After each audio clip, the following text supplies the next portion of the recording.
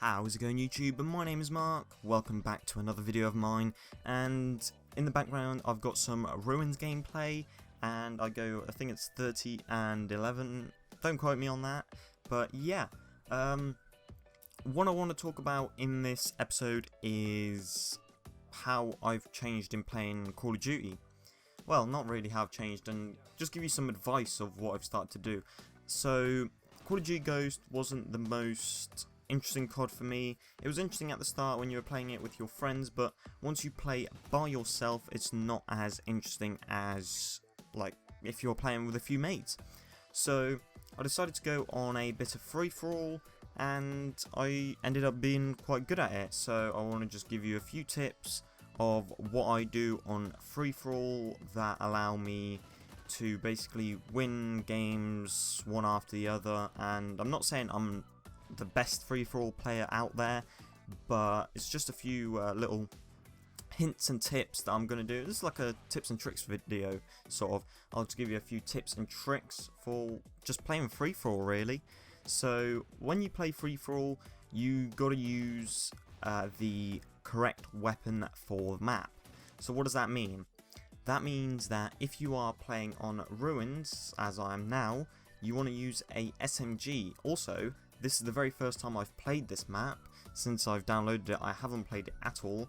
But yeah, so on Ruins, you want to use a SMG because it's very close quarters. There's not really that many long lines of sight, so an SMG is perfect for this map. The one thing I did forget when I was playing this game was to put steady aim on. And when you're using a SMG, steady aim is important because that will separate a top player from a medium player to an average player. So what do I mean? Why do you need steady aim? So if you don't already know, 90% of people that play Call of Duty aim in, and once they've aimed in, then they fire. But in the meantime, whereas I shoot and aim in at the exact same time, that improves your reaction time slightly. And if you want me to go into more detail of how to improve your reaction times, just leave in the comments down below. I'll make a separate video of how you can do that, because I did use it for a bit and it did improve my reaction times a lot, as you will see. I think it's on the very last kill. I see this guy very last second. There might be a few more in the gameplay further on, in about halfway. Yeah, so the next thing that you gotta do is learn the spawns. This is what many people don't know, well, don't do really, is on freefall they don't learn the spawns, and once they spawn they just run out, not knowing where possible people could spawn and kill you from behind. Sorry. And yeah, that's really a key fact of when you're playing freefall. If you don't know the spawns, you could have killed 3 people in a row, and you don't know where they're spawning, and he just spawns behind you and you die. So what you want to do is, one way to do this is really go into a private match, set up a free-for-all with 8 or 9 bots, put the radar on, and just play the game and watch where the spawns are, and just memorize them really. You don't have to do this for each map. The more you play, the quicker you will pick this up. Like on Nuketown, on Black Ops 2, Nuketown 2025, I know every single spawn for when you're playing CTF, Domination, Free-for-all, is because I've played those game modes and I've learnt the spawns. Once you really learn the spawns, you don't forget them. That's one of the things that I've realised. It's like playing Call of Duty. Once you know how to play it, you just play it no matter what. Like as you saw there, I just no-scope, well, I call it no-scope, but it's hip-fire.